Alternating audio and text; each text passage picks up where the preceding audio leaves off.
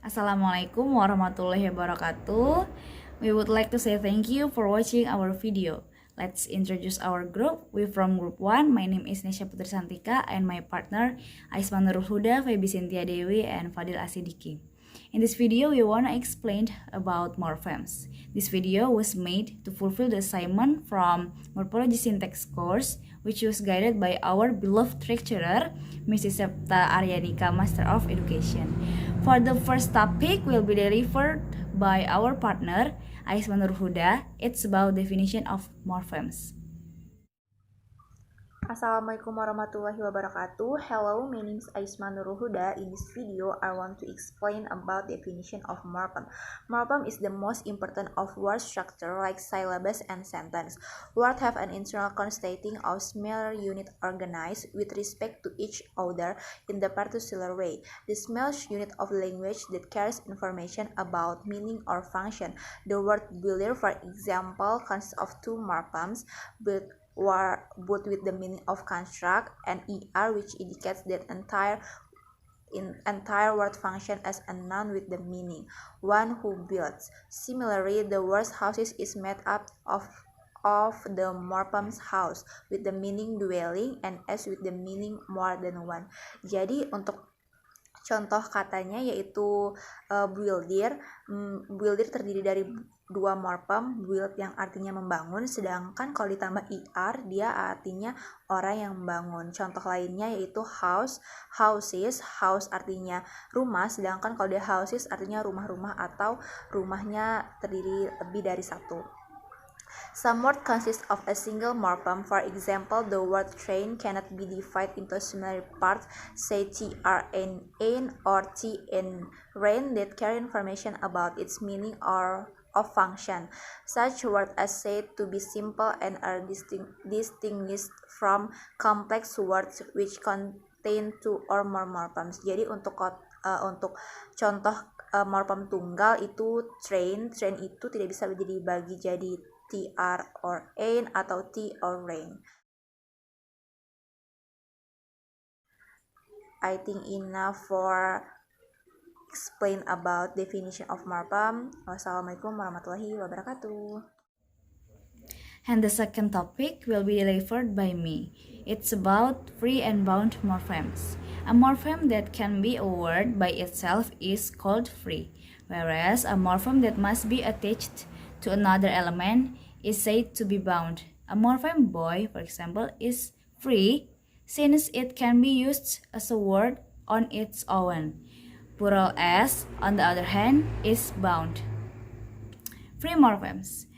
The free morphemes is just a simple word that has a single morphemes. Thus, it's free and can occur independently. For instance, in David wishes to go there. Go is a free morphemes. What we have described as free morphemes fall into two categories. The first category is that set ordinary nouns, adjectives, and verbs which we think of as words which carry the content of messages we convey.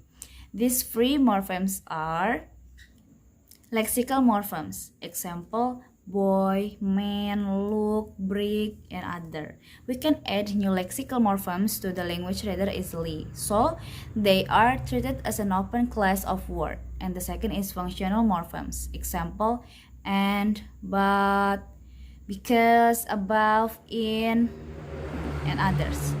This set consists largely of the functional words in language such as conjunction, prepositions, articles, and pronouns.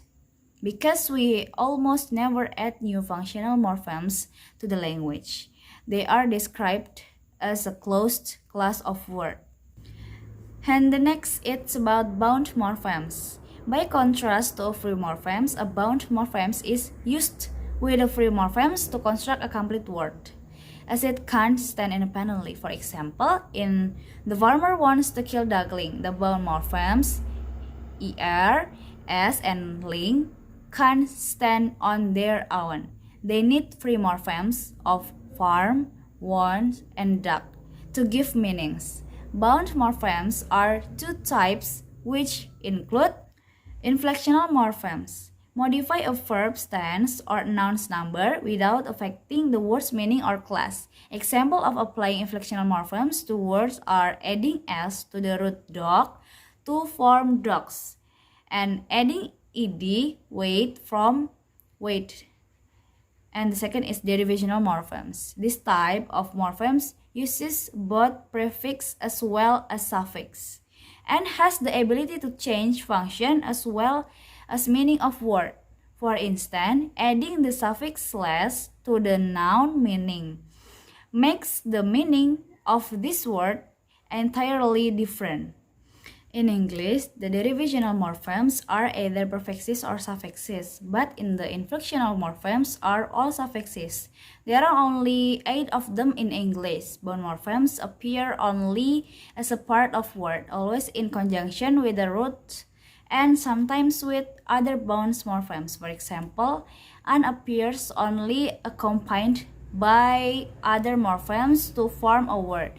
Most bound morphemes in English are affixes, particularly prefixes and suffixes. Example of suffixes are shen, Asian, able, ing, and etc.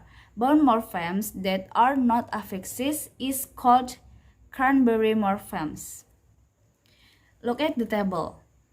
There is the inflectional suffixes of English. And the next table, it's about 4 characteristics about inflectional and derivational morphemes. Many people still confuse about morphemes with syllable.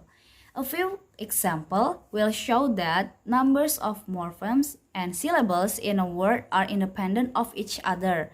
Reps one morphemes which happen to consist of a single syllable s. However, it's not syllable though it's a morphemes. Ribbons is a 2 syllables word composed of 3 morphemes, while syllables is a 3 syllables word composed of only 1 morphemes.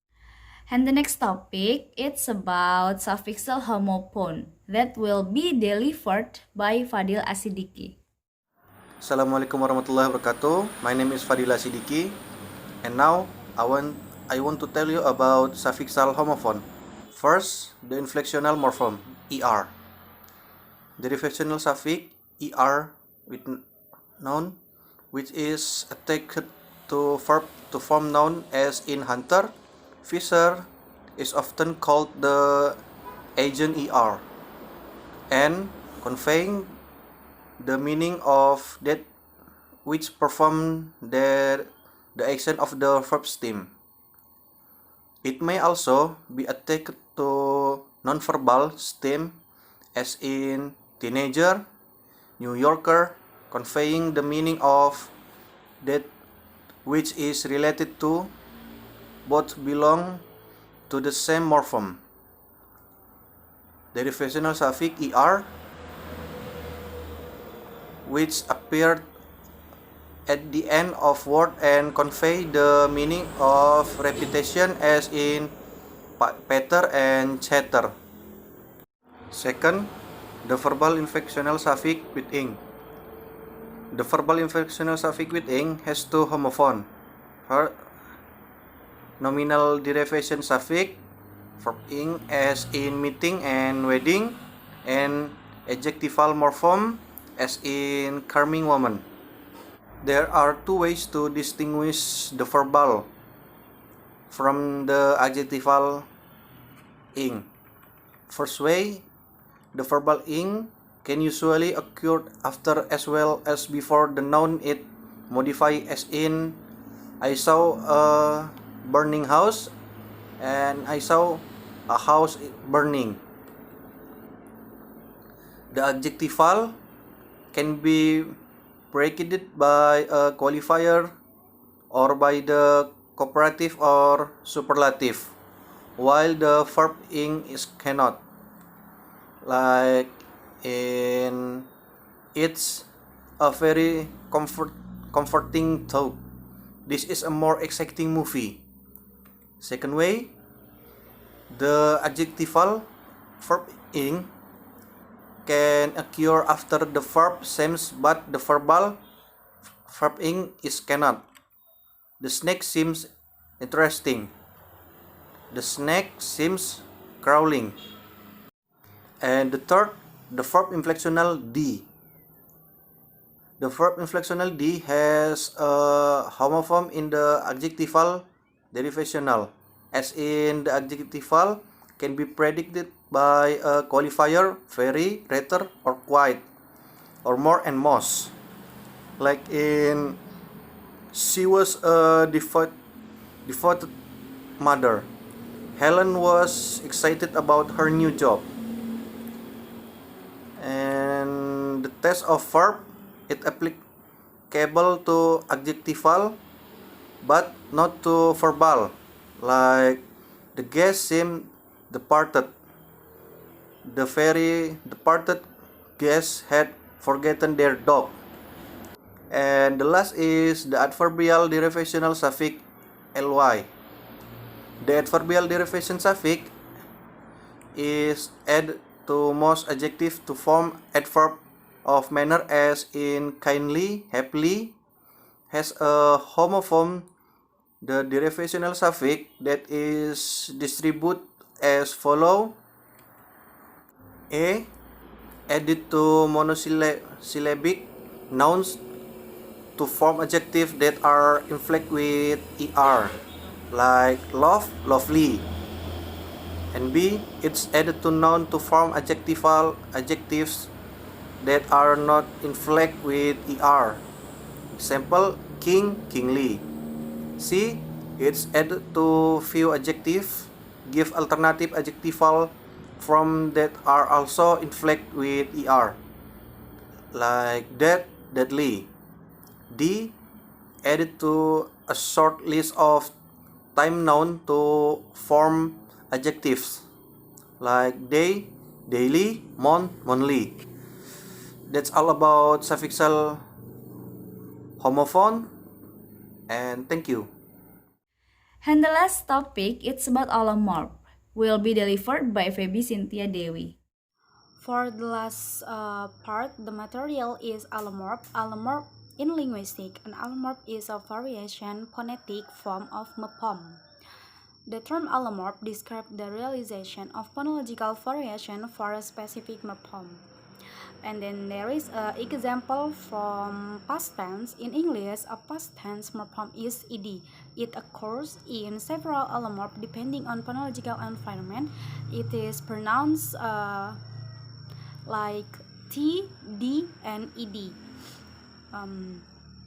And then the next is lexical allomorph. This part is divided into three. There is different allomorph, same allomorph, one allomorph, same allomorph, two allomorph. For example, form different allomorph is cats, dogs, and then boxes. That's the sounds different. Cats as, dogs z, and then boxes is easy.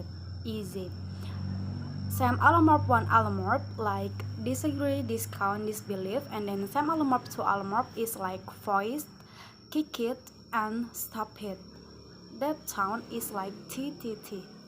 And then allomorph that made of article a and an, like example an 11, that's a vowel sound, and then a dog, it's consonant sounds.